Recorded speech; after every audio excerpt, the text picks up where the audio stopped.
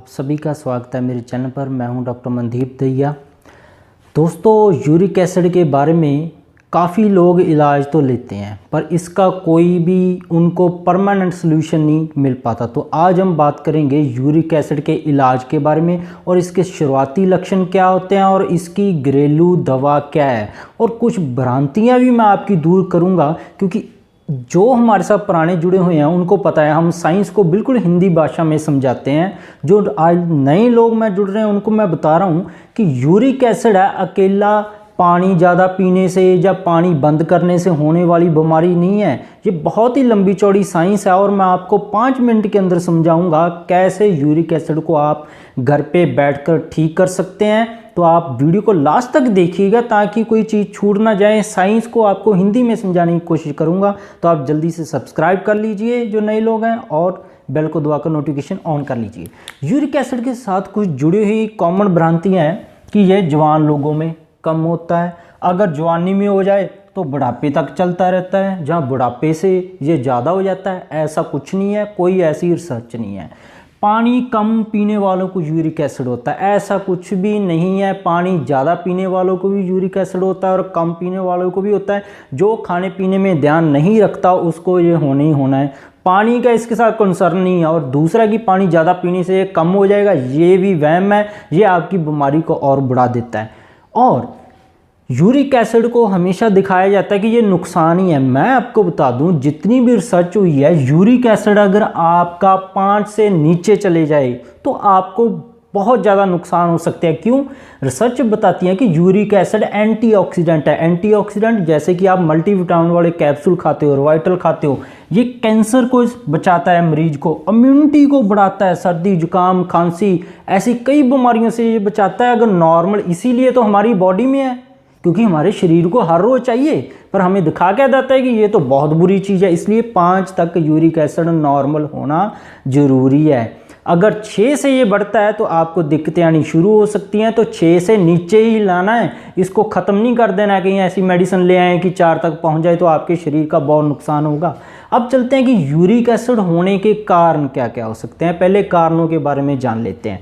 Uric acid होने का पहला कारण है प्यूरिन। प्यूरिन, आप ये फोटो देख रहे हो कि मीट में प्यूरिन होता है और पालक में प्यूरिन होता है। तो ऐसी सब्जियां प्यूरिन वाली ज़्यादा खा रहे हो जो डायरेक्ट यूरिक एसिड बढ़ाती हैं।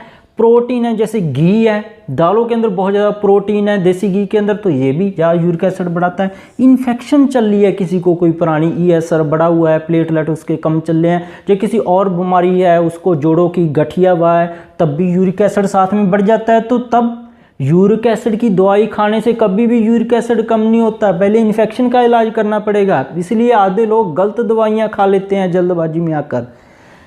लीवर है, कईयों का फैटी लीवर हो जाए उनको यूरिक एसिड हो जाता है। मेडिसिन जो खाते हैं, खास करके जो अल्कोहल वाली 5-5 मेडिसिन उठाकर खाने लग जाते हैं।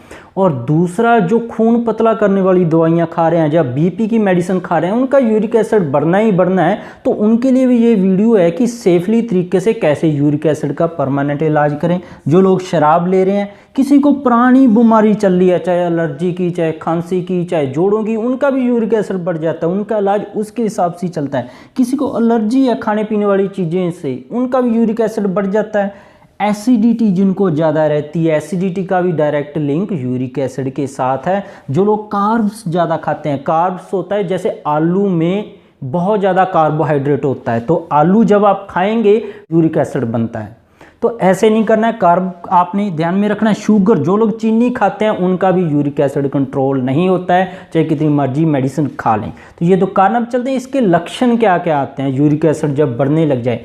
पहले तो आपको थकान होने लगेगी, छोटे जोड़ों में दर्द सबसे ज़्यादा पहले होगा, क्योंकि यूरिक एसिड है देसी चीनी की तरह बहुत पतले पतले कण होते हैं इसके, तो पहले ये छोटे जोड़ों में जमना शुरू होता है। छोटे जोड़ों में दर्द आपके चाहे पैर के छोटे जोड़ है, अंगूठा है, कहीं पे भी हो सकते हैं, टखनी में हो सकता है। फिर ये बड़े जोड़ों में जमने लग जाता है, क्योंकि छोटे जोड़ों में जोड़ छोटा होता है तो वहाँ पे जल्दी दर्द होता है, बहुत ही तेज दर्द होता है। और सुबह उठते वक्त ये दर्द तेज होता है और स्टिफनेस, अकड़न और जकड़न बहुत ज़्यादा होती है इसमें।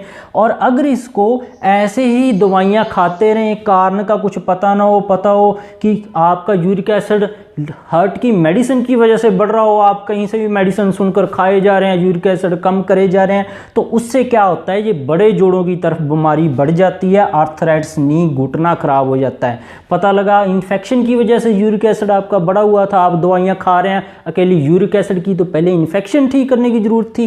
तो इसलिए ये मैंने बताया कि पहले इनका भी इलाज कभी कभार करना पड़ता है, नहीं तो आपके घुटने खराब हो जाते हैं ऐसे दवाइयाँ तेज खा खा के। इंग्लिश खा लेते हैं, चाहे कोई भी खाएं, आयुर्वेदा भी कई तेज खा लेते हैं, होम्योपैथी भी खा लेते हैं।